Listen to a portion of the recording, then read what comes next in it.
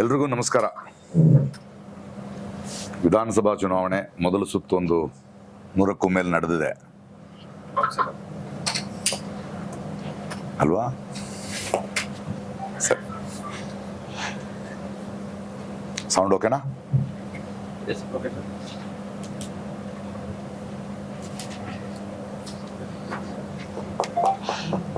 ನಮಸ್ಕಾರ. ಎರಡನೇ ಸುತ್ತಿನ ಚುನಾವಣೆ ಇನ್ನೇನು ಒಂದು 2 ದಿನದಲ್ಲಿ. ಮೊದಲನೇ ಸುತ್ತಿನ ಲೋಕಸಭಾ ಚುನಾವಣೆ 100ಕ್ಕೂ ಜಾಸ್ತಿ ಆಯ್ತಾ? ನಮಗದರ ಪರಿಣಾಮ ಕಾಣ್ತಾ ಇದೆ ಮಹಾಪ್ರಭುಗಳ ಮಾತುಗಳಲ್ಲಿ. ಇವತ್ತು ಯಾಕೆ ಮಾತಾಡಬೇಕು ಅಂದ್ರೆ, ಒಂದು ಚುನಾವಣೆ ಹೇಗೆ ನಡೀತಿದೆ ಅಂತ ನಾವು ಅರ್ಥ ಮಾಡ್ಕೊಳ್ಳೋದಕ್ಕೆ. ಮಹಾಪ್ರಭುಗಳು ಇತ್ತೀಚೆಗೆ ಒಂದು ಹೇಳಿಕೆ ಕೊಟ್ಟಿದ್ದಾರೆ. ಅಂದ್ರೆ ನಮ್ಮ ದೇಶದಲ್ಲಿ ಇದ್ದದ್ದಿದ್ದ ಹಾಗೆ ಹೇಳ್ಬೇಕು, ಇಲ್ಲದೆ ಇದ್ರೆ ಅದನ್ನು ತಿರುಚಿ ಹೇಳಬೇಕು.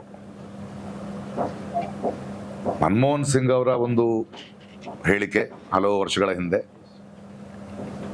ಎಲ್ಲ ಹಿಂದುಳಿದ ವರ್ಗದವರಿಗೆ, ಮಕ್ಕಳಿಗೆ, ಹೆಣ್ಣುಮಕ್ಕಳಿಗೆ ಸಮಾನ ಅವಕಾಶ ಸಿಗಬೇಕು ಅಂತ. ಅದು ನೋಡಿ, ಒಂದು ಮಲ್ಲಿಗೆ ಹೂವಿನ ವಾಸನೆ ಮಾತ್ರ ಬೆಳಕು ಸಾಧ್ಯ, ಒಳಗಿರೋದು ಅದೇ. ಸೊ ಪ್ರಧಾನಮಂತ್ರಿಗಳ ಮಹಾಪ್ರಭುಗಳ ಮಾತನಾಡಿ ಅವ್ರ ಒಳಗಿರೋ ಹುಳುಕೇನು ಅಂತ ಕಾಣ್ತಾ ಇದೆ. ಅಂದ್ರೆ ಯಾವಾಗ ಇತ್ತೀಚಿನ ಒಳಗಿನ ಸಮೀಕ್ಷೆ, ಈ ಮೊದಲ ಸುತ್ತಿನ ಚುನಾವಣೆ ಏನಾಗಿದೆ 100ಕ್ಕೂ ಮೇಲೆ, ಅಲ್ಲಿ ಬೇಳೆಕಾಳು ಬೇಯ್ತಿಲ್ಲ ಅಂತ ಗೊತ್ತಾದ ತಕ್ಷಣ ಒಬ್ಬ ಪ್ರಧಾನಮಂತ್ರಿ ಎಷ್ಟು ಕೀಳು ಮಟ್ಟಕ್ಕೆ ಇಳಿಬೋದು ಅನ್ನೋದನ್ನ ಹೇಳ್ತಾ ಇದ್ದಾರೆ. ಮುಸ್ಲಿಮರು ಎಲ್ಲ ಅವ್ರಿಗೆ ಹಂಚ್ತಾರೆ, ಕಾಂಗ್ರೆಸ್ನವರು ಅಥವಾ ಈ NDA ಪಕ್ಷದವರು ಅಂತ. ಈ NDA ಪಕ್ಷದವರು ನಾವು ನಿಮ್ಮನ್ನ ಕಾಪಾಡೋಕೆ ಬಂದಿದ್ದೇವೆ. ಇವರು ಈ ಕಾಗಕ್ಕ ಗೂಬಕ್ ಒಂದು ಕತೆ ಗೊತ್ತು ನಮಗೆ. ಈ ಚಿಕ್ಕ ಮಕ್ಕಳು ಊಟ ಮಾಡದಿದ್ರೆ ಅವ್ರಿಗೆ ಹೇಳೋದು, ನೋಡಪ್ಪ ಇದು ಬಂದ್ಬಿಡುತ್ತೆ, ದೆವ್ವ ಬಂದ್ಬಿಡುತ್ತೆ ಅಂತ ಹೇಳೋದು. ಹಂಗೆ ಒಳಗ ನಡುಗುತ್ತಾ ಮನುಷ್ಯನ ಮಾತುಗಳಲ್ಲಿ ನೋಡಿ, ಅವ್ರು ಬಂದು ಚಿನ್ನ ಎಷ್ಟಂದ್ರೆ ಯಾರ್ದು ಕೇಳ್ತಾರಂತೆ, ನಿಮ್ಮ ಮಂಗಳಸೂತ್ರವನ್ನು ತಾಳಿಯನ್ನು ಕಿತ್ಕೊಂಡು ಕೊಡ್ತಾರಂತೆ, ನಿಮ್ಮ ಆಸ್ತಿಗಳು ಎಷ್ಟಿದೆ ಅಂತ ಜಪ್ತಿ ಮಾಡ್ತಾರಂತೆ, ನಿಮ್ಗೆ 1 ಜನ ಜಾಸ್ತಿ ತಗೊಂಡು ಮುಸ್ಲಿಮರಿಗೆ ಕೊಡ್ತಾರಂತೆ, ಅದರಿಂದ ನೀವು ನನಗೆ ಓಟ್ ಹಾಕ್ಬೇಕು ಅಂತ. ಇದು ನಮ್ಮ ಇಂದಿನ ರಾಜಕಾರಣದ ನರೇಟಿವ್. ಎಲೆಕ್ಷನ್ ಕಮಿಷನ್ಗೆ ಕುರುಡ, ಕಿವುಡ ಅಥವಾ ಬಾಯಿ ಬರಲ್ವಾ, ಇದು ಒಂದು ಉಲ್ಲಂಘನೆ ಅಂತಾನು ಕೂಡ ಅವರು ಕನ್ಸಿಡರ್ ಮಾಡೋದಿಲ್ಲ.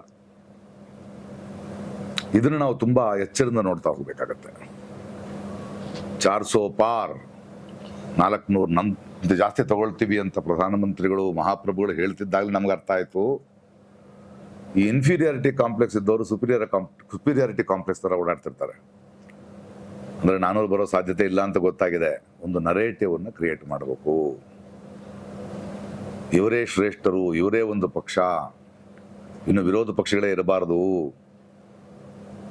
ಈ ತರದ ಒಂದು ಭಯ ಮಹಾಪ್ರಭುವಿನ ಬಟ್ಟೆಯ ಒಳಗೆ ಬೆವರ್ತಾ ಇರೋದು ನಮಗೆ ಕಾಣಿಸ್ತಾ ಇದೆ. ಈ ಟ್ರಾಪ್ಗಳನ್ನು ನಾವು ಅರ್ಥ ಮಾಡ್ಕೋಬೇಕು. ಒಬ್ಬ ಪ್ರಧಾನಮಂತ್ರಿ, ಒಬ್ಬ ರಾಷ್ಟ್ರೀಯ ನಾಯಕ ಅಂತ ಕರೆಸ್ಕೊಳ್ಳೋರು ನಮ್ಮ ದೇಶನೇ ಅಷ್ಟೇ ಅಲ್ಲ, ಇಡೀ ಪ್ರಪಂಚ ತಲೆ ತಗ್ಸುವಂತಹ ಒಂದು ಕೀಳು ಮಟ್ಟಕ್ಕೆ ಹಿಡಿದು ಮಾತಾಡ್ತಾ ಇದ್ದಾರೆ. ಇದು ಅವರ ಹೆದರಿಕೆ, ಇದು ಅವರ ನಡುಕ. ಅಂದ್ರೆ ಬದಲಾವಣೆಯ ಗಾಳಿ ದೇಶದಲ್ಲಿ ಬೀಸ್ತಾ ಇದೆ ಅಂತ ಅರ್ಥ. ಇದನ್ನು ನಾವು ಖಂಡಿಸೋದನ್ನು ಕಲ್ತ್ಕೋಬೇಕು. ನೋಡಿ, ಇನ್ನೂ ಎಲೆಕ್ಷನ್ ಶುರುವಾಗಿಲ್ಲ. ಮೊನ್ನೆ ಸೂರತ್ನಲ್ಲಿ ಮೊದಲನೇ ಕ್ಯಾಂಡಿಡೇಟು ಗೆದ್ದಾಯ್ತಂತೆ. ಅಂದ್ರೆ ಒಂದು ಕಾಂಗ್ರೆಸ್ ಪಕ್ಷದ ಒಂದು ಅರ್ಜಿಯಲ್ಲಿ ಏನೋ ತಪ್ಪಿದೆ ಅಂತ ಹೇಳಿ ಅದನ್ನ ಡಿಬಾರ್ ಮಾಡಿದ ತಕ್ಷಣ ಇನ್ನು ಉಳಿದಿರೋದು ಇವ್ರಿಗೆ ಯಾವುದೇ ರೀತಿಯ ಪೈಪೋಟಿ ಇಲ್ಲ ಅಂತ ರಾತ್ರೋರಾತ್ರಿ ಮಿಕ್ಕ 6 ಜನನು ಹಿಂತುಕೊಳ್ತಾರೆ. ಅಂದ್ರೆ ದೇಶ, ಒಂದು ಭಾಷೆ, ಒಂದು ಪಕ್ಷ, ಒಂದು ಧರ್ಮ, ಚುನಾವಣೆ ಇಲ್ಲ ಅನ್ನೋ ಕಡೆ ಹೋಗ್ತಾ ಇದೆ ಅಂತ ಅರ್ಥ ಮಾಡ್ಕೋಬೇಕು. ಏನಾಗ್ತಿದೆ ಈ ದೇಶದಲ್ಲಿ ಅಂದ್ರೆ ನಾವು ಹೀಗೆ ಹೋಗ್ತೀವ, ಈ ಮಹಾಪ್ರಭುವನ್ನ ನಾವು ಒಪ್ಕೊಳ್ತೀವ. ಮೊನ್ನೆ ತಿರುವನಂತಪುರಕ್ಕೆ ಹೋಗಿದ್ದ ನಾನು, ಟ್ರಿವಾಂಡ್ರಮ್ಗೆ. ನಮ್ಮಲ್ಲಿ ಒಬ್ಬ ರಾಜ್ಯಸಭಾ 3 ಸಲ ಆಯ್ದ MP ಚಂದ್ರಶೇಖರ್ ಇದ್ದಾರೆ. ಕರ್ನಾಟಕವನ್ನ 18 ವರ್ಷಗಳ ಕಾಲ 3 ಸಲ ಪ್ರತಿನಿಧಿಸಿದವರು, ಕರ್ನಾಟಕದ ಕೋಟದಲ್ಲಿ ರಾಜ್ಯಸಭೆ ತಗೊಂಡವರು. ಇಲ್ಲಿ ಯಾಕೆ ನಿಂತಿಲ್ಲ ಅಂತ ಕೇಳಕ್ ಹೋಗಿದ್ದೆ. ಇಲ್ಲೇನು ಮಾಡಿಲ್ವಲ್ಲ 18 ವರ್ಷ ಆಯ್ತು. ಅಲ್ಲಿ ಸುಳ್ಳು ಹೇಳ್ಕೊಂಡು ಕೂತಿದ್ದಾರೆ. ಅಲ್ಲಿ ಅಫಿಡವಿಟ್ ರಿಲೀಸ್ ಮಾಡಿದ್ದಾರೆ ಅವ್ರ ಆಸ್ತಿ ಎಷ್ಟು ಅಂತ. ಅಂದ್ರೆ ಒಂದು ಸುದ್ದಿವಾಹಿನಿಯ, ಒಂದು ಚಾನೆಲ್ನ ಓನರು, ಹಲವಾರು ಕಂಪನಿಗಳ ಮಾಲೀಕ. ಅವರು ವರ್ಷದಲ್ಲಿ ಕಟ್ಟೋ ಟ್ಯಾಕ್ಸ್ 600 ರೂಪಾಯಿ ಚಿಲ್ಲರೆ ಅಂತೆ. ಅಂದ್ರೆ ನನಗಿಂತ ಬಡವರು, ಆದರೆ ನನಗಿಂತ ಬಡವರು ಇವರು. ನಾವು ಕರ್ನಾಟಕದ ಜನತೆ ಯೋಚನೆ ಮಾಡಬೇಕಾಗಿದೆ ಈ ನಿಟ್ಟಿನಲ್ಲಿ. ಮಹಾಪ್ರಭುಗಳು ಓಡಾಡ್ತಿದಾರಲ್ಲ, ಅವರು ಯಾವ ಥರದ ಪ್ರತಿನಿಧಿಗಳನ್ನ ಆರಿಸ್ಕೊಳ್ತಿದ್ದಾರೆ ಅಂತ.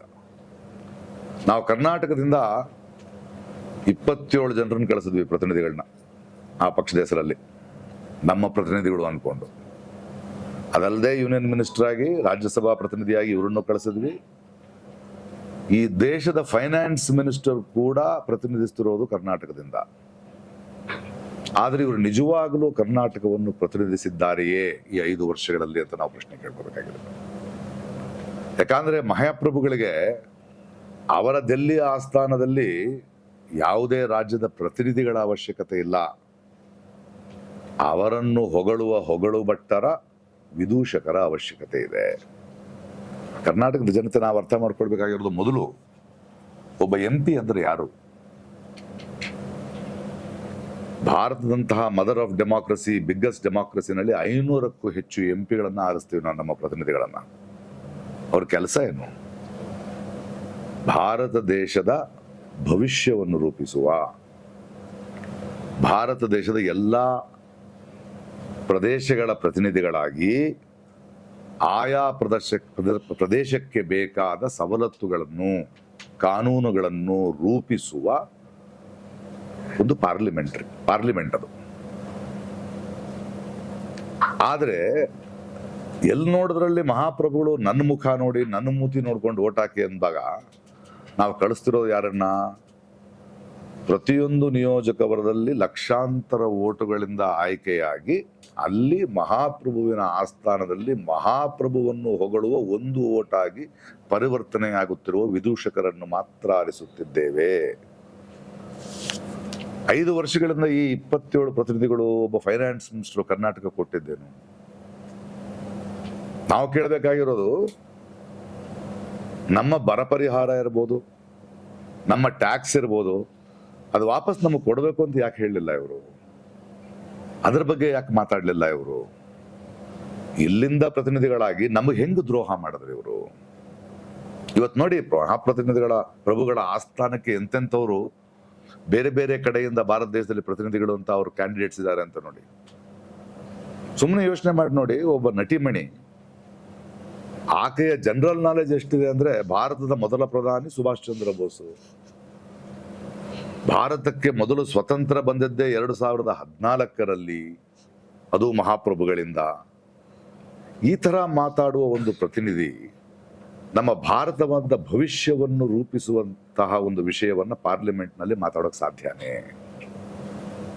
ಹೇಮಾ ಮಾಲಿನಿ ಅಂತ ಒಬ್ಬ ಹಿರಿಯ ನಟಿ ಮೊನ್ನೆ ಮತ್ತೆ ನಿಲ್ಲಿಸಿದ್ದಾರೆ ಈ ಮಹಾಪ್ರಭುಗಳ ಆಸ್ಥಾನಕ್ಕೆ ಬರಬೇಕು ಇನ್ನೊಬ್ಬರು ವಿದೂಷಕರು ಅಂತ. ಏನಮ್ಮ ಮಾಡಿದ್ವಿ 5 ವರ್ಷದಿಂದ? ಒಂದು ಸ್ವಲ್ಪ ರೋಡ್ ಹಾಕಿದೀನಿ, ಏನಮ್ಮ ಮಾಡಿದೀನಿ ನಂಗೆ ನೆನಪಿಲ್ಲ. ಅಲ್ಲ, ನಿಮ್ಮ ಪ್ರದೇಶಗಳಲ್ಲಿ ಕೆಲವು ಕಡೆ ಕೋತಿಗಳ ಕಾಟ ಜಾಸ್ತಿ ಇದೆ ಅಂದ್ರೆ ಅದಕ್ಕೆ ನಮಗೆ ಪರಿಹಾರ ಇದೆ, ಕಾಡುಗಳಲ್ಲಿ ಹಣ್ಣು ಮರಗಳನ್ನು ಬೆಳೆಸೋದು.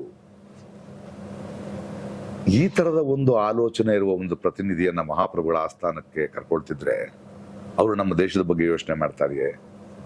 ನಮ್ಮ ದೇಶದ ಬಡವರ ಬಗ್ಗೆ ಯೋಚನೆ ಮಾಡ್ತಾರೆಯೇ? ನಮ್ಮ ಮಕ್ಕಳ ಮುಂದಿನ ಶಿಕ್ಷಣದ ಬಗ್ಗೆ ಯೋಚನೆ ಮಾಡ್ತಾರೆ? ನಮ್ಮ ಬಡವರ ಆರೋಗ್ಯದ ಬಗ್ಗೆ ಯೋಚನೆ ಮಾಡ್ತಾರೆಯೇ? ಹೋದ್ಸಲ ಒಬ್ಬ ಕ್ರಿಕೆಟ್ ಆಡೋನು, ಅವನನ್ನು ಗೆಲ್ಲಿಸ್ಕೊಳ್ಳೋದು, ಅವನು ಬರೀ ಕಾಮೆಂಟ್ರಿ IPL ನಲ್ಲಿ ಇರ್ತಾನೆ, ಏನೂ ಕೆಲಸ ಮಾಡಕ್ ಬೇಕಾಗಿಲ್ಲ. ಈ ಸಲ ಇಲ್ಲ, ಇನ್ನೊಬ್ರನ್ನ ಹಾಕೊಳ್ತೀವಿ. ಇನ್ನೊಬ್ರು ನಿಂತಿದ್ದಾರೆ. ನಾವು ಸಣ್ಣ ವಯಸ್ಸಿನಲ್ಲಿ ಟೆಲಿವಿಷನ್ಸ್ನಲ್ಲಿ ರಾಮಂದೊಂದು ಬರ್ತಿತ್ತಲ್ಲ, ರಾಮಾಯಣ, ಅದರ ನಟ ಅಲ್ಲಪ್ಪ ನೀನೊಬ್ಬ ಆಕ್ಟ್ರು ರಾಮನಾಗ್ ಪಾತ್ರ ಮಾಡಿದ್ಯಾ, ಈಗ ನಿಂತ್ಕೊಂಡಿದ್ಯಲ್ಲ ಅಂದ್ರೆ ರಾಜಕಾರಣ ಏನು ಹೋಗ್ತಾ ಹೋಗ್ತಾ ನನಗೆ ಅರ್ಥ ಆಗುತ್ತೆ ಅಂತ. ಅಂದ್ರೆ ಭಾರತ ದೇಶದ ಪಾರ್ಲಿಮೆಂಟ್ ಒಳಗೆ ಮಹಾಪ್ರಭುಗಳ ಆಸ್ಥಾನದಲ್ಲಿ ಅವ್ರ ಮುಖ ನೋಡಿಕೊಂಡು ನೀವು ಆರಿಸಬೇಕಾದವರು ಇಂಥವ್ರನ್ನ ಅಂತ ಹೇಳ್ತಾ ಇದ್ದಾರೆ. ಕೊನೆಗೆ ಮಹಾಪ್ರಭುಗಳು ಎಲ್ಲಿ ತನಕ ಬಂದಿದ್ದಾರೆ ಅಂದ್ರೆ ದಿಲ್ಲಿಯ ಮಹಾಪ್ರಭುವಿನ ಆಸ್ಥಾನಕ್ಕೆ ಮೈಸೂರಿನ ಅರಮನೆಯ ಮಹಾರಾಜರನ್ನು ಕೂಡ ವಿದೂಷಕರನ್ನಾಗುವ ಪ್ರಯತ್ನ ಮಾಡ್ತಾ ಇದ್ದಾರೆ. ಅಫಿಡವಿಟ್ಗಳ ಸುಳ್ಳುಗಳು ನೋಡಿ. ಮೈಸೂರಿನ ಮಹಾರಾಜರ ಅಫಿಡವಿಟ್ನಲ್ಲಿ, ಎಲೆಕ್ಷನ್ ಅಫಿಡವಿಟ್ನಲ್ಲಿ ನಿಮ್ದು ಆಸ್ತಿ ಎಷ್ಟಿದೆ ಅಂತ ನಿಜ ಹೇಳ್ಬೇಕು. ಏನ್ ಹೇಳ್ತಾರ ಅವರು? ಅದನ್ನ ನೀವು ನಂಬ್ತೀರಾ? ಕಾನೂನು ಪ್ರಕಾರ ಹೇಳ್ತಾರಂತೆ, ಕರೆಕ್ಟ್ ಆಗಿದಾರಂತೆ, ಅವ್ರ ಹೆಸರಿನಲ್ಲಿ ಇಲ್ಲ ಅಂತ. ಅಂದ್ರೆ ಅವ್ರಿಗೊಂದು ಕೇವಲ ಒಂದು 6-7 ಕೋಟಿ ದುಡ್ಡಿದೆಯಂತೆ, ಅವ್ರ ಆಸ್ತಿ ಇದೆಯಂತೆ. ಅವ್ರ ಹತ್ರ 1,75,000 80,000 ರೂಪಾಯಿನ ಕ್ಯಾಶ್ ಅಷ್ಟೇ ಇದೆಯಂತೆ. ಅವರ ಶ್ರೀಮಂತಿ ಹತ್ರ ಒಂದು 75,000 ಇದೆಯಂತೆ, ಮಗನ ಹತ್ರ 5,000 ಇದೆಯಂತೆ, ಸ್ವಂತ ಕಾರ್ ಇಲ್ಲಂತೆ. ಅರಮನೆ ಔಟ್ ಹೌಸ್ ನಲ್ಲಿದಾರ ಅವರು, ಇಲ್ಲ ಅರಮನೆಯಿಂದ ಆಟೋದಲ್ಲಿ ಓಡಾಡ್ತಾ ಇದ್ದಾರ? ಹೇಗೆ ಹಾಡ ಹಗಲೇ ಸುಳ್ಳು ಹೇಳ್ತಾ ಇದ್ದಾರೆ ನೋಡಿ. ಬೆಂಗಳೂರು ನಕ್ಷತ್ರ ತಗೊಳ್ಳಿ, PC ಮೋಹನ್ ಅವರು ಇರ್ಬೋದು, ತೇಜಸ್ವಿ ಸೂರ್ಯ ಇರ್ಬೋದು, ಸದಾನಂದ ಗೌಡರು ಇರ್ಬೋದು. ಏನ್ ಮಾಡಿದ್ರು? ಈ 5 ವರ್ಷಗಳಲ್ಲಿ ನೀವು ಆರಿಸಿದ್ರಿ, ಜನರ ಒಂದು ಅಭಿಪ್ರಾಯ, ಜನರು ಆರಿಸಿ ಕಳಿಸಿದ್ರಿ, ಓಕೆ. ಈ 5 ವರ್ಷಗಳಲ್ಲಿ ಏನನ್ನ ಮಾಡಿದ್ರು? ಇಲ್ಲಿ ಪ್ರಜೆಗಳು ಮತ್ತು ಮತದಾರರು ಒಂದನ್ನ ಅರ್ಥ ಮಾಡ್ಕೋಬೇಕು, ನಾವು ಯಾರು ಯಾವ ಪಕ್ಷದವರಲ್ಲ. ಒಂದು ಪಕ್ಷ ಆಳೋ ಪಕ್ಷ ಆಗ್ಬೋದು, ಇನ್ನೊಂದು ವಿರೋಧ ಪಕ್ಷ ಆಗ್ಬೋದು. ಹಾಗಂದ ಮಾತ್ರಕ್ಕೆ ಪ್ರಜೆಗಳೆಲ್ಲರೂ ಆ ಪಕ್ಷದವರಲ್ಲ. ಹಲವಾರು ಪಕ್ಷಗಳಿರುತ್ತೆ, ಅದಕ್ಕೆ ಕಾರ್ಯಕರ್ತರು ಇರ್ತಾರೆ. ಬಟ್ ನಮ್ ಕೆಲಸ ಆಯ್ತೇನು? ನಮಗೆ ಒಂದು ಸಮಾನ ಶಿಕ್ಷಣ ಬಂತೆ, ಉದ್ಯೋಗ ಅವಕಾಶ ಬಂತೆ, ಏನ್ ಬಂತು ನಮ್ಗೆ? ಗ್ಯಾರಂಟಿಗಳನ್ನ ಕೊಡ್ತಾ ಇದ್ದಾರೆ ಮಹಾಪ್ರಭುಗಳು. ಅದಕ್ಕೆ ವಾರಂಟಿ ಇದೆಯಾ? ಕೇಳ್ಬೇಕಾ ಬೇಡವಾ? 2015ರಲ್ಲಿ 100 ಸ್ಮಾರ್ಟ್ ಸಿಟಿ ಅಂದ್ರು. ಒಂದು 10 ತೋರ್ಸಕ್ ಹೇಳಿ. 100 ಬೇಡ, ಒಂದು 10 ಸ್ಮಾರ್ಟ್ ಸಿಟಿನ ತೋರ್ಸಕ್ ಹೇಳಿದೆ. ಸುಳ್ಳು ತಾನೆ? ನನ್ನ ಪ್ರತಿನಿಧಿಗಳು, ನನ್ನ MP ಗಳು ಪ್ರತಿಯೊಬ್ಬರು ಒಂದೊಂದು ಹಳ್ಳಿಯನ್ನು ದತ್ತು ತೆಗೆದುಕೊಂಡು ಅದನ್ನ ಮಾಡೆಲ್ ವಿಲೇಜ್ ಮಾಡ್ತೀನಿ ಅಂತ ಮಾತು ಕೊಟ್ರು. ಒಂದು ಹಳ್ಳಿ ತೋರಿಸಿ ಸ್ವಾಮಿ, ಒಂದೇ ಒಂದು ಹಳ್ಳಿ. 10 ವರ್ಷದಲ್ಲಿ ನೀವು ಮಾತು ಕೊಟ್ಟಿದ್ ಮಾಡಕ್ಕೆ ಮಾಡಿದಾರ? 2 ಕೋಟಿ ಉದ್ಯೋಗ. ಮೊನ್ನೆ 10,000 ಉದ್ಯೋಗಕ್ಕೆ 50 ಲಕ್ಷ ಜನ ಯುವಕರು ಕ್ಯೂನಲ್ಲಿ ನಿಂತಿದ್ದಾರೆ. ಅವ್ರ ಮೇಲೆ ಲಾಠಿ ಚಾರ್ಜ್ ಮಾಡಲಾಗಿದೆ. ರೈತರ ಸರ್ಕಾರ ಅಂತಾರೆ, MSP ಜನ್ಮದಲ್ಲಿ ಕೊಡ್ತಾರ? ಹಕ್ಕು ಕೇಳಿದ್ರೆ ರೋಡ್ಗಳು ನಗಿತೀರಿ, ಟೇರ್ ಗ್ಯಾಸ್ ಶೆಲ್ಗಳು ಹಾಕ್ತೀರಿ. ಇದನ್ನ ನೀವು ಯೋಚನೆ ಮಾಡಬೇಕು, ಮರಿಬಾರ್ದು. ಭಾರತದ ರಾಜಕಾರಣದ ಇತಿಹಾಸದಲ್ಲಿ ಮೊಟ್ಟ ಮೊದಲ ಬಾರಿಗೆ ಒಂದು ರಾಜ್ಯ ಸರ್ಕಾರ ಕೇಂದ್ರ ಸರ್ಕಾರದ ವಿರುದ್ಧ ನಮ್ಮ ಬರಪರಿಹಾರದ ಹಣ ಕೊಡ್ತಾ ಇಲ್ಲ ಅಂತ ಸುಪ್ರೀಂ ಕೋರ್ಟ್ಗೆ ಹೋಗೋ ಪರಿಸ್ಥಿತಿ ಬಂತು. ಅಲ್ಲೂ ಕೂಡ ಮಹಾಪ್ರಭುವಿನ ಲಾಯರ್ ಬಂದು ಸುಳ್ಳು ಹೇಳ್ತಾರೆ. ಎಲೆಕ್ಷನ್ ಟೈಮು ಇವರು ಕೇಂದ್ರದ ಹತ್ರ ಬರದೆ ಕೋರ್ಟ್ಗೆ ಬಂದಿದ್ದಾರೆ, ಅದನ್ನ ಒಪ್ಪಬೇಡಿ ಅಂತ. ಸ್ವಾಮಿಗಳೇ, as per the rules October 30ಕ್ಕೆ ಬರ ಪರಿಹಾರ ಘೋಷಿಸಬೇಕು. ಅದು ಸೆಪ್ಟೆಂಬರ್ 30ಕ್ಕೆ ಕರ್ನಾಟಕ ಸರ್ಕಾರ ಘೋಷಿಸ್ತು. ನವೆಂಬರ್ ಡಿಸೆಂಬರ್ನಲ್ಲಿ ಮಹಾಪ್ರಭುಗಳನ್ನ, ಅವರ ಚಾಣಕ್ಯರನ್ನ ಹಾರ ತುರಾಯಿಗಳೊಂದಿಗೆ ಭೇಟಿಯಾಗಿ ಶಾಲು ಹಾಕಿ ನಮ್ಮ ಸಮಸ್ಯೆನ ಹೇಳ್ಕೊಟ್ಟಾಯ್ತು. ಮಾರ್ಚ್ವರೆಗೂ ನೀವು ಕೊಡಲ್ಲ ಅಂದ್ರೆ ಸುಪ್ರೀಂ ಕೋರ್ಟ್ ಹೋಗದೆ ಎಲ್ಲಿ ಹೋಗ್ಬೇಕು? ಈ ಇಡೀ ಪೀರಿಯಡ್ನಲ್ಲಿ ಆ ಬರ ಪರಿಹಾರ ನಮಗೆ ಬಂದಿದ್ರೆ ನಮ್ಮ ರೈತರಿಗೆ 10,000-12,000 ರೂಪಾಯಿ ಸಿಕ್ಕಿರೋದು ಈ ಕಷ್ಟ ಕಾಲದಲ್ಲಿ.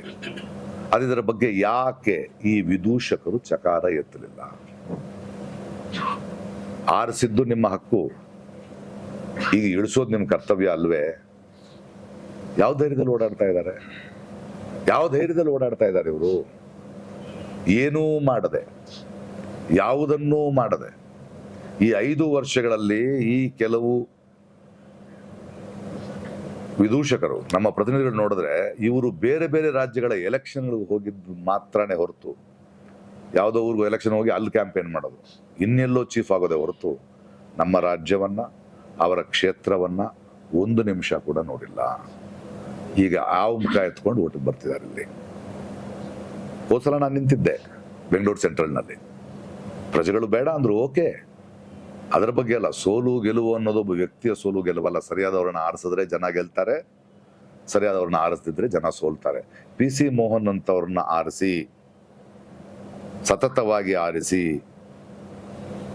ಅದಾದ್ಮೇಲೆ ನೋಡಿದ್ರ ಈ ಎಲೆಕ್ಷನ್ಗೆ ಮುಂಚೆ ನೀವು ಈಗ ಪ್ರತಿಯೊಂದು ನಿಯೋಜಕವರ್ಗಕ್ಕೂ ಪಿ ಸಿ ಮೋಹನ್ ಅವರು ಹೋದ್ರೆ ಬಂದ್ರೇನ್ರಿ ಅಂತ ಕೇಳಿದ್ರೆ ನಾನು ಬಂದಿದ್ದೆ ನೀವು ಕಾಣಿಸ್ಲಿಲ್ಲ ಅಂತಾರಂತೆ. ಏನ್ ಹೇಳೋಣ ಇವ್ರುಗಳಿಗೆ? ನಾನಿವತ್ತು ಇಲ್ಲೊಬ್ಬ ಚುನಾವಣಾ ಅಭ್ಯರ್ಥಿಯಾಗಿ ಮಾತನಾಡುತ್ತಿಲ್ಲ, ಒಬ್ಬ ಪ್ರಜೆಯಾಗಿ ಮಾತನಾಡುತ್ತಿದ್ದೇನೆ.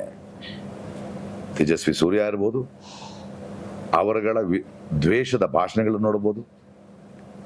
ಒಂದು ಯಾವುದೋ ಕೋವಿಡ್ ಟೈಮ್ನಲ್ಲಿ ಲಿಸ್ಟ್ ಇಟ್ಕೊಂಡು ಮುಸ್ಲಿಮರು ಅಂತ ಇಟ್ಕೊಂಡು ಹೋದವ್ರ ಮಚ್ಚ ಅವನು. ಇತ್ತೀಚೆಗೆ ಒಂದು ಬ್ಯಾಂಕ್ ಸ್ಕ್ಯಾಮ್ ನಲ್ಲಿ ಸಿಕ್ಕಾಕೊಂಡಿದ್ದಾರೆ.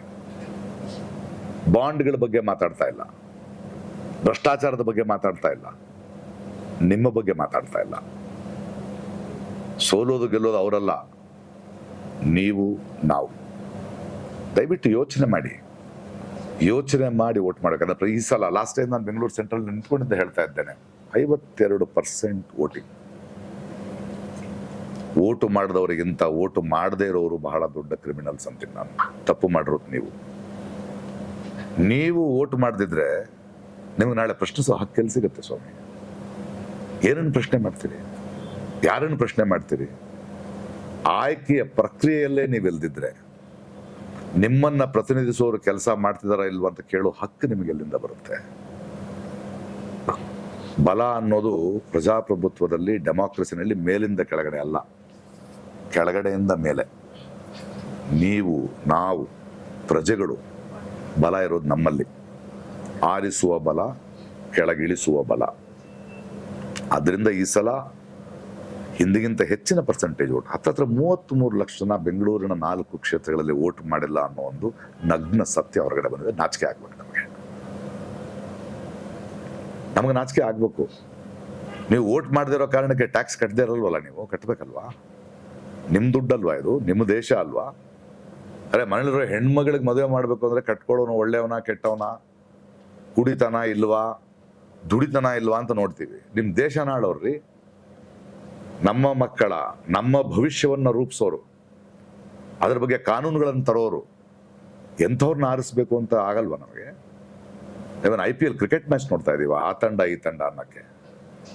ಪ್ರಜಾಪ್ರಭುತ್ವದಲ್ಲಿ ರಾಜಕಾರಣ ಅನ್ನೋದು ಅಥವಾ ಎಲೆಕ್ಷನ್ ಅನ್ನೋದು ಆ ತಂಡ ಈ ತಂಡ ಅಲ್ಲ, ನಮ್ಮ ಬದುಕಿನ, ನಮ್ಮ ಭವಿಷ್ಯದ ಪ್ರಶ್ನೆ. ಅದನ್ನು ನಿರ್ಧಾರ ಮಾಡೋರು ನಾವು. ಯಾರನ್ನ ಆರಿಸ್ತೀವಿ, ಯಾರನ್ನ ಆರಿಸೋಲ್ಲ ಅನ್ನೋ ಕಾರಣಕ್ಕೆ ಈ ವಿಷಯಗಳಿಗೆ ಮಾತ್ರ ಮಾತಾಡಬೇಕಿತ್ತು.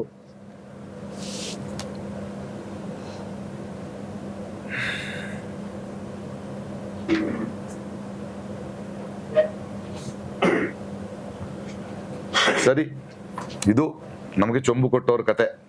ಇತ್ತೀಚೆಗೆ ನೋಡಿ ಒಂದು ಚೊಂಬು ಅಂತ ಒಂದು ಪಾಪ್ಯುಲರ್ ಆಗಿದೆ. ನಿಜ ಅದೇ ತಾನೆ.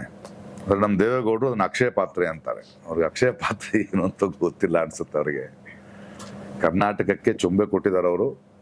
ಅದನ್ನ ಅಕ್ಷಯ ಪಾತ್ರೆ ಅನ್ನೋರಿಗೆ ಇನ್ನು ಕೆಲವೇ ದಿನಗಳಲ್ಲಿ ಅವರು ಅವ್ರ ಪಕ್ಷದವರು ಗದ್ದೆಗೋ ಬಯಲಿಗೆ ಚೊಂಬಿಡ್ಕೊಂಡು ಹೋಗ್ಬೇಕು ಅಷ್ಟೇ. ಆ ಥರದೊಂದು ಪಾಠವನ್ನು ನಾವು ಕಲಿಸ್ಬೇಕು. ಇದು ನಿಮ್ಮೊಂದಿಗೆ ಮಾತನಾಡಬೇಕು. ಎಲೆಕ್ಷನ್ 2 ದಿನ ಮುಂಚೆ ನಾವು ಯಾವುದೇ ಪಕ್ಷದ ಪ್ರತಿನಿಧಿ ಆಗದೆ, ನಿಮ್ಮ ಪ್ರತಿನಿಧಿಯಾಗಿ, ನಿಮ್ಮೊಳಗೊಬ್ಬನಾಗಿ, ಆಳುವ ಪಕ್ಷಗಳನ್ನ, ಭ್ರಷ್ಟಾಚಾರ ಮಾಡೋರ್ನ ಕೆಳಗಿಳಿಸೋದು ವಿರೋಧ ಪಕ್ಷಗಳ ಕೆಲಸ ಅಲ್ಲ, ಪ್ರಜೆಗಳಾದ ನಮ್ಮ ಕೆಲಸ. ಸರಿ, ಯೋಚನೆ ಮಾಡಿ, ಒಂದು 10 ಜನರ ಜೊತೆ ಮಾತಾಡಿ, ದಯವಿಟ್ಟು ಕ್ಯೂನಲ್ಲಿ ನಿಂತ್ಕೊಂಡ್ರು ಪರವಾಗಿಲ್ಲ, ವೋಟ್ ಹಾಕಿ.